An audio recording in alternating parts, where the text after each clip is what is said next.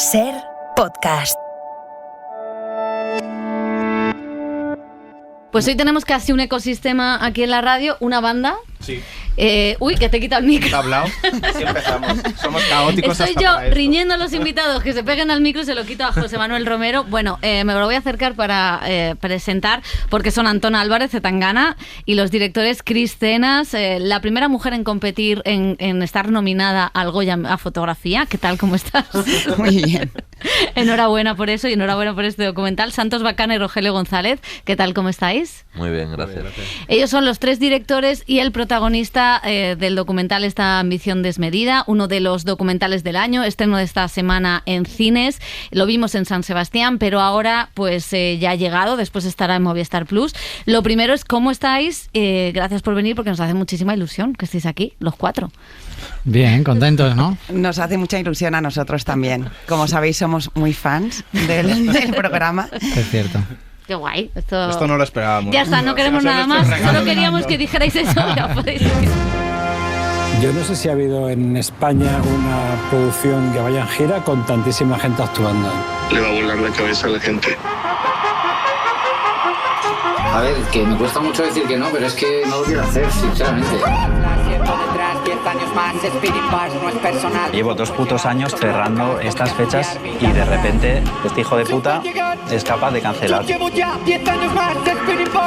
quieres currar 9 meses por 2 millones de pavos, a lo mejor tenemos que hablar. El cine en la Ser con Pepa Blanes. Bueno, lo primero es que este documental lo denominabais una tragedia en 3 actos, y es verdad que es una tragedia maravillosa, lo siento, pero es así.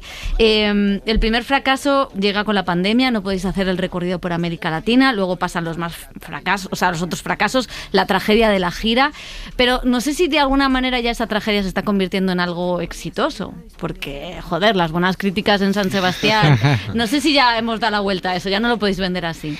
Hombre, para mí ya es un éxito, ¿no? Yo creo que en Little ha sido como un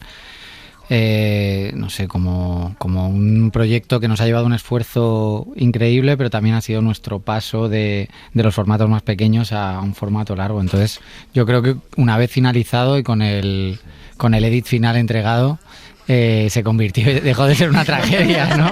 Sí, la tragedia se ha ido extendiendo porque también hemos estado, pues, esta cosa que dice la gente que hace cine de que las películas se abandonan, pues nos ha costado soltarla, ¿no? Cada vez que teníamos una ocasión de mejorarla, incluso después de Sanse, era como, aquí vemos cosas que podrían mejorarse, que la aligeran un poco, tal, y seguíamos currando. Pero sí, ha sido un éxito superarlo y lograr hacer una película. También es que una de las cosas es que hemos rodado tantísimo y durante tanto tiempo que, claro, había muchas historias que se podían contar, y por eso también, pues como dice Santos, había que abandonarlo, porque siempre se le podía dar otra vuelta y encontrar otra forma de hacerlo.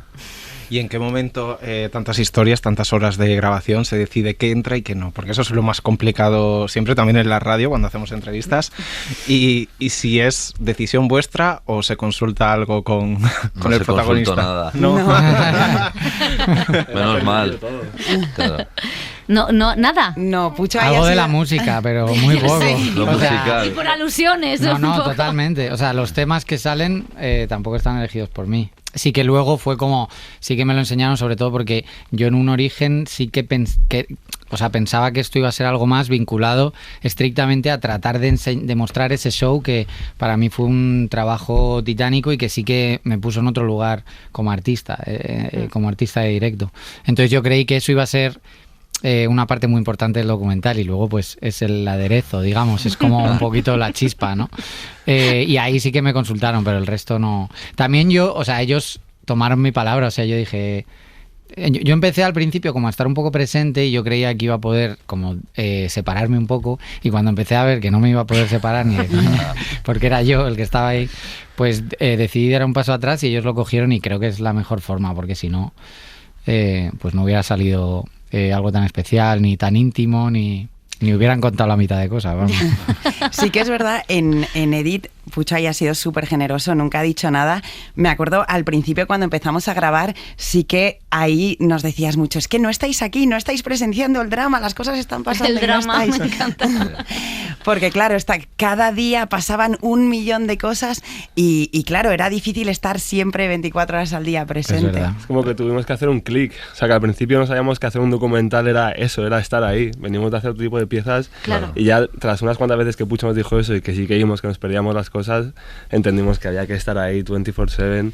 Y también estábamos muy centrados en una parte que nos interesaba a nosotros, que era pues todo el elenco de artistas que había, todo lo que estaba pasando, y éramos más ajenos al drama, que se veía un poquito de lejos, y como que fue este momento de acercarnos a las conversaciones más heavy y donde sentimos que pues aquí hay algo interesante. ¡Vamos! ¡Pucho!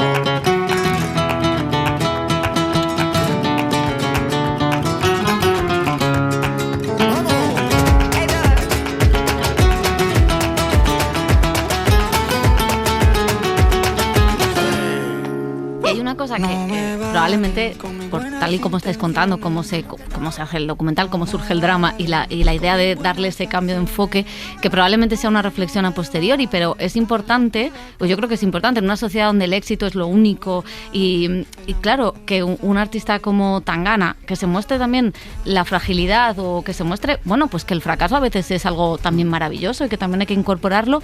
No sé si eso después, viendo el documental, en el montaje o tal, es algo que también habéis visto de, hostia, pues es que estamos lanzando un mensaje que es bueno, además. O sea, a mí es que las estéticas que me han gustado nunca son las estéticas perfectas, ¿no? Como ni... O sea, no hay ningún tipo de arte o de ejercicio cultural que no tenga algo oscuro o algo gris, por lo menos. Sí, a mí me gusta, ¿no? Siempre tienen ese margen. Entonces, eso que dice Chris, de que yo les decía, yo sentía que ahí había cosas, ¿no? Cuando había... Y hay un montón de cosas que no están, pero todas las tensiones que hubo al principio para levantar el bicho que se ve un poco, pero pues ahí yo sentía, digo, joder, si alguien viera que se piensan que uno sale ahí a hacerse fotos y a que le dé el ventilador en la cara y hacer así, sí. Pero en el fondo estás ahí, pues sí, achicando constantemente. No sé si luego al verlo vosotros... Con mucha gente, sí. Eso también era una parte que a mí me parece muy interesante. A mí, yo lo empecé a ver interesante como de cara a artistas que quieren tener una carrera musical, gente de la música y tal. Decía, es que hay algo muy guay de la pelea entre lo creativo y la pasta, ¿no? Claro, que tiene que estar, o sea, que tiene que existir, y como aprender a navegarla y tener las herramientas y también gestionar como con otros artistas también, que es muy difícil, y esta gira tenía todo eso. No, y también creo que es muy interesante la sociedad mediatizada en la que vivimos, que posiblemente la percepción de un concierto son vídeos de TikTok, donde todo es guay y es un concierto. Entonces tú ahora tienes 2 horas y cuarto en pantalla grande para ver la cara B de lo que habías visto en ese concierto. Y eso es un ejercicio, no sé si de honestidad, que no estamos acostumbrados a verlos en muchos artistas. Y esto que hemos visto documentales de artistas, no vamos a citar. Pero eso después de verlo lo dice mucha gente que por ejemplo fue al concierto de Madrid y dices que fue el mejor concierto que he visto en mi vida, y luego ven el docu y ven todo lo que hay detrás y les extraña, incluso a gente que ha trabajado en la gira. Ellos también, después del Visionario San Sebastián, nos dicen, ostras, no sabíamos hasta qué punto se estaba sufriendo para hacer esto, o para conseguir que algo tan ambicioso pudiera ejecutarse, que fuera factible. Entonces sí, yo creo que es muy interesante tener acceso a esa parte. Porque yo soy un creador, no soy un intérprete. Pucho es la persona más manipuladora que conozco y que conoceré, pero lo es desde pequeño. Y si te has sentado mal una cosa que he dicho por teléfono, te jodes. Luego hay una parte muy complicada, que es el personaje. Queríamos preguntaros también porque, claro, hay otra cosa que vosotros rompéis y que, por lo menos en el mundo del cine, no es habitual ver a 3 directores. y no es habitual ver, lo decíais en la rueda de prensa, eso del ecosistema y esta cosa de que, bueno, que no es que fuerais asamblearios, pero de alguna manera me interesa esto, a ver, horizontal. Pero esta cosa no es normal en la radio, no es normal en el cine, no sé si es normal en la música, entiendo que no. Y por algo no es normal. Y a partir de ahora no lo va a ser. No. O sea, creo que es una forma de trabajar más compleja, pero bueno, es absolutamente distinta y es un aprendizaje continuo de todo el mundo, ¿no? No es como, no se espera ver los resultados, sino que hay un constante crecimiento y acercamiento y alejamiento de los puntos de vista todo el rato, ¿no? A mí eso me encanta, o sea, me gustaría mantenerlo hasta o sea, si ya se me revienta la úlcera, pues entonces pararé, pero hasta que no se reviente, a mí me parece que es muy nutritivo y que toda la gente que te ve trabajando así quiere trabajar ahí, ¿sabes? Es como, eso es algo que nos ha pasado, que cuando lo ven dicen... Pero si moláis, o sea, mola cómo trabajar, o sea, que mola o sea, porque tú piensas que hay una cierta tensión y dices, pero es que hasta la tensión, no sé, se puede disfrutar de esa tensión, ¿no? Más o menos. Sí. A ver, la otra ala de la mesa. Yo sí que se ha visto con perspectiva, sí que lo disfruto, y además que trabajar así también nos ha permitido abordar más cosas a la vez. Es como que todos estamos un poco desplegados en todos los proyectos que tenemos abiertos, entonces hay una cosa de que necesita sincronicidad, ¿sabes? De saber, vale, este está con esto, yo me tengo que invertir en esto, pero mañana estoy en esto otro. Hay un poco de eso que yo creo que aporta. A veces lo difícil son esas conversaciones que comentabas, ¿no? Que a veces pues es difícil cuando algo te afecta un poquito y tal, como la gestión emocional, que lo hemos llamado a veces, ¿no? Sí. Pero también nos hemos ido haciendo buenos en ello, porque era la única vía, ¿sabes? Sí. También tienes que convivir mucho, porque es eso, tienes que estar muy como, ¿no? Tienes que estar muy con la piel del otro, porque todo el rato hay tiras aflojas, hay momentos, o sea, en los mismos proyectos, momentos en los que el liderazgo cambia. Y eso es muy difícil de asumir, porque es como ir entregando tu bebé, ¿no? Nos vamos pasando un bebé que es de todos, con muchos proyectos. O sea, para mí la gira era un gran bebé, ¿sabes? Y en mi cabeza era como, yo tengo que dominar cómo va a ver esto el mundo, ¿no? Y pues sí, lo vas abandonando, pero es lo que digo, a fin de cuentas para mí es nutritivo, y sobre todo me gusta el poder magnético que tiene. Toda la gente que trabaja con nosotros creativa, cuando ve eso, ve las dificultades, pero también le parece como algo sexy.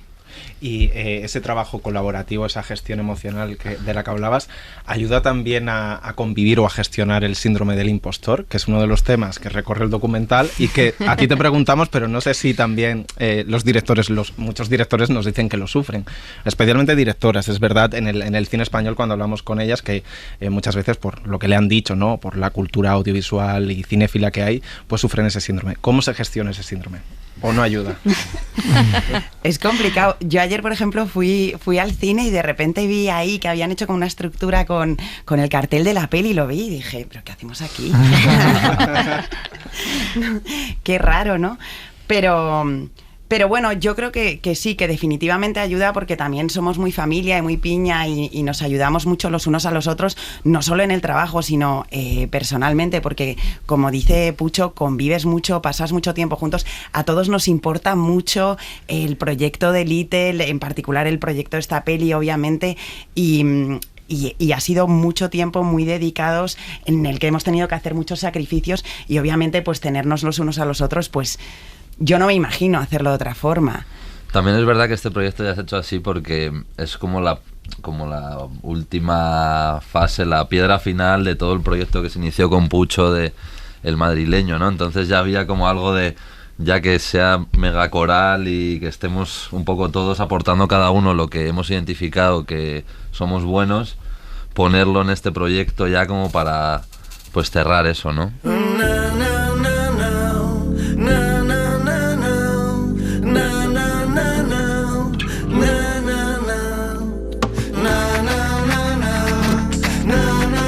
¿Conocisteis? O sea, ¿cómo llegáis a...? Mira, si se puede contar. Porque Little Spain, pero vamos claro, Little y nos hacen mucho Little. esta pregunta, y de hecho esta mañana nos la han hecho en una entrevista, que además querían una precisión milimétrica, en plan de, no, pero a ver, ¿cuándo fue y quién fue el y bueno, Santos lo explica muy bien. Pucho, yo es que hoy lo explicaba ya 3 veces. Roge, el primer contacto... El primer contacto fuimos tú y yo en un bar de Quintana, que tú regentabas bastante con tus colegas. Yo le perseguía a Pucho porque me encantaba lo que hacía en ese momento. Y de hecho te cabreaste con Tomás Peña, ¿no? Que es el director de Romancero actualmente. es de los colegas con los que llevamos creciendo en el mundo creativo, y me acuerdo que hubo un pique en algún momento con Tomás Peña, rollo, tú querías hacer algo conmigo y de repente yo llamé a Tomás o una movida así. Exactamente, ya me has dicho, sí, ok, un día quedamos. O sea, empezó liándola. Claro. Tomás entró por ahí, de repente ya lo tenía, luego dije, hostia, se han adelantado y tal, pero bueno, al final quedamos Pucho y yo y sus colegas de Abarace en ese momento, y nos inspiramos muchísimo mutuamente uno al otro, y empecé a currar con él todo lo que pude.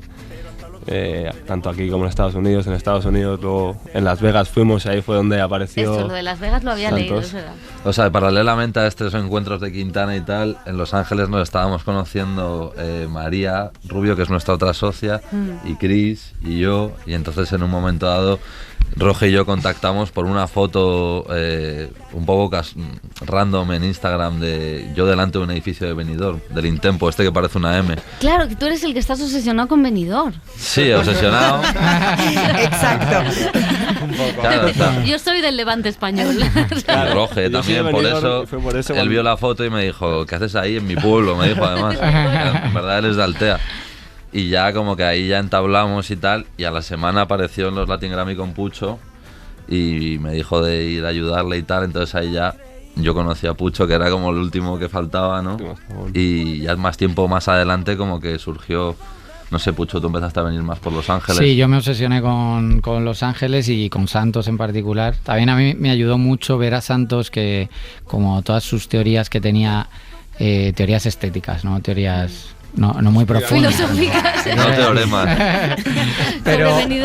pero como todo su imaginario estético de un tipo que lleva mucho tiempo sin estar en España, ¿no? Y que tiene una mentalidad muy global, pero que de repente ve España con unos ojos que no son con los que lo veías en el instituto, sino que son muchos años fuera, tal. Y a mí eso me ayudó mucho en un momento en el que yo estaba viajando por el mundo y también echaba de menos España y me sentía como un tipo haciendo un papel algunas veces, ¿no? En Latinoamérica y en Estados Unidos, y con todo esto de la música urbana me sentía como un poco desconectado, y cuando encontré como a Santos y como todo su imaginario, como que dije, ¡buah!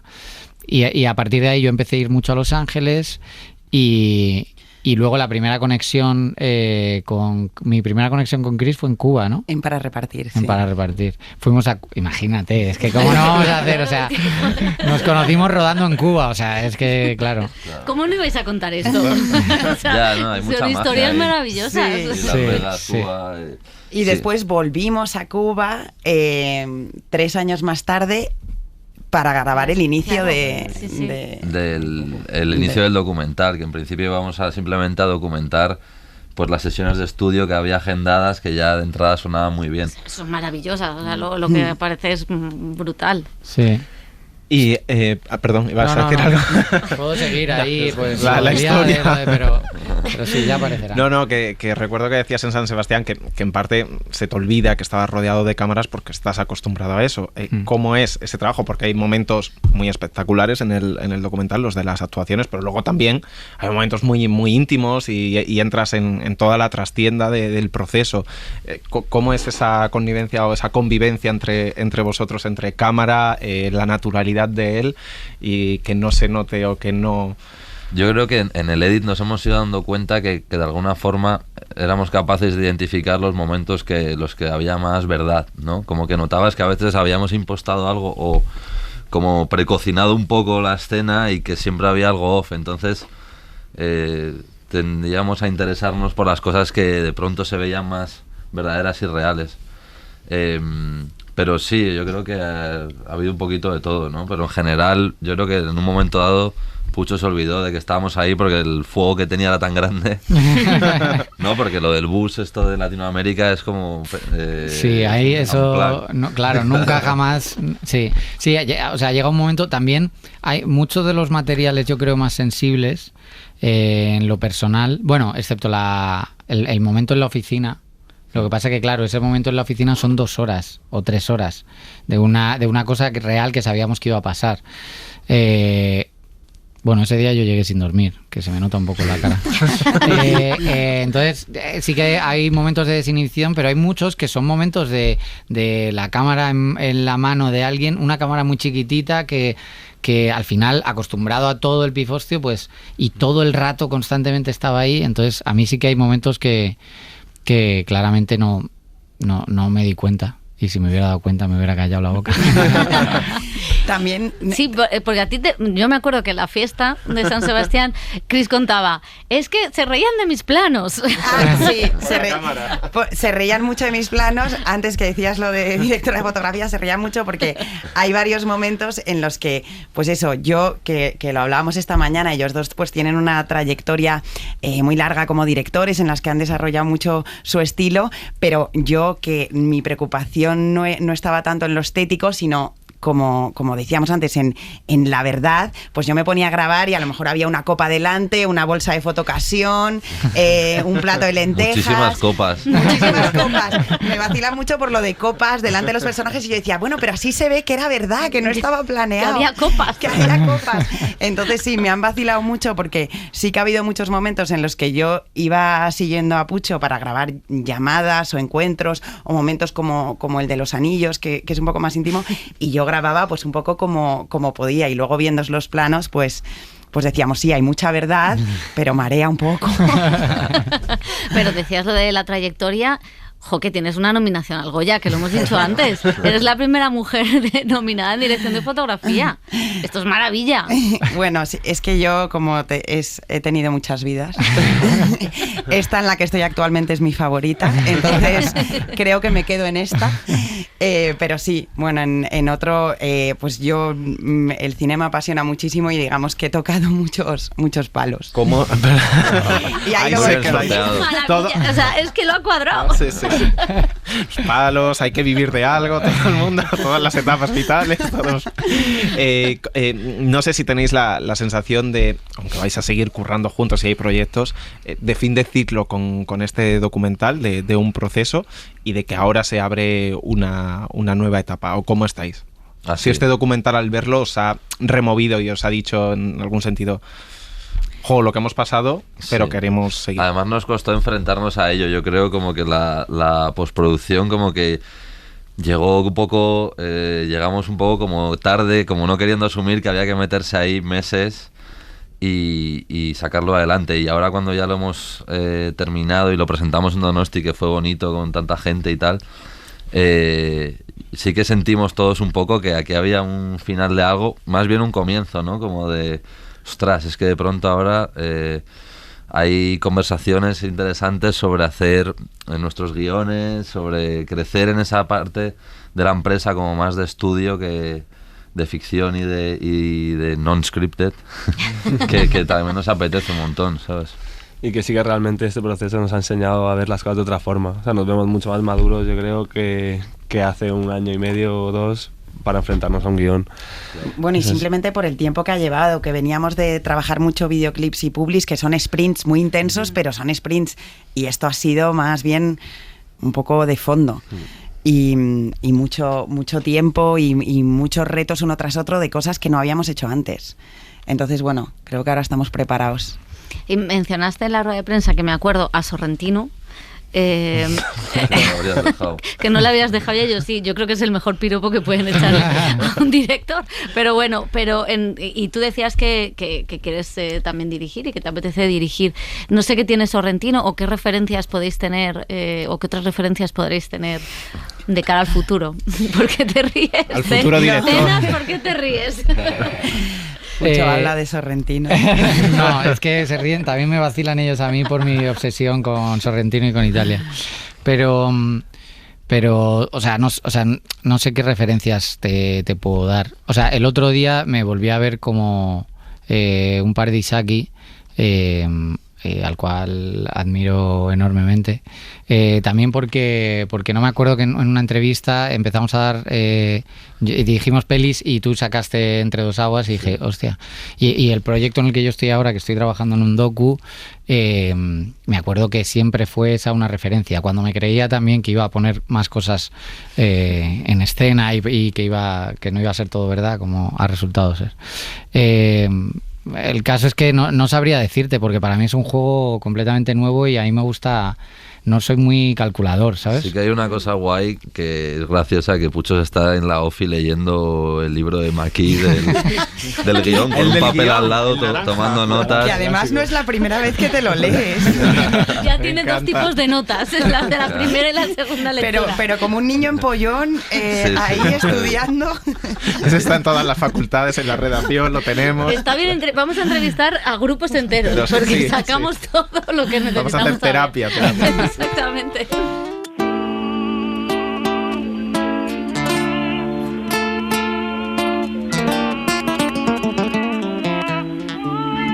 Esta ambición desmedida. Tu madre en un momento dice que eres listo y vago, pero que sabes ver las cosas y mezclarlas.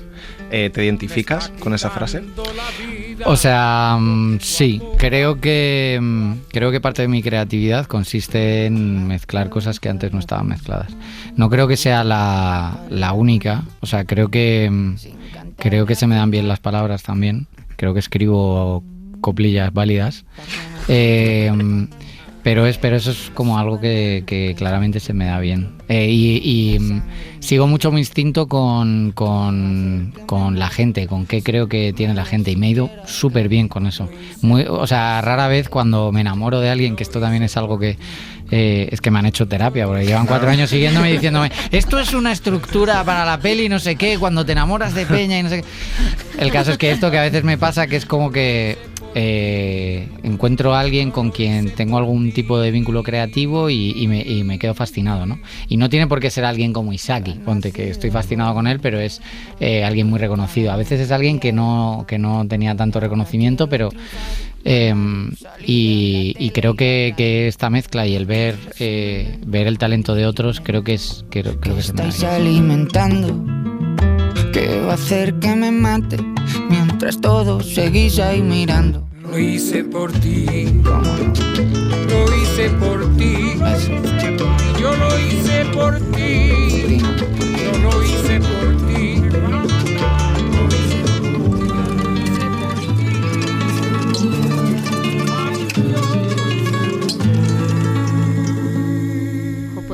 Chicos, ha sido un placer teneros aquí, la verdad. Igualmente. Así que cuando queráis venir a compartir, a comentar las pelis, cuando hagáis algo nuevo, aquí tenéis los micros del Cine Láser. Hay que compartir micro, eso sí. Terapia también. Hay que hacer terapia, pero muchísimas gracias y que vaya súper bien el documental y los siguientes proyectos. Muchas Gracias. Es un veneno que llevo dentro, en la sangre metido, que va a hacer que me mate. El cine en la SER con Pepa Blanes. Es un veneno que llevo dentro, en la sangre metido, que va a hacer que me mate sin que me hayas siquiera querido.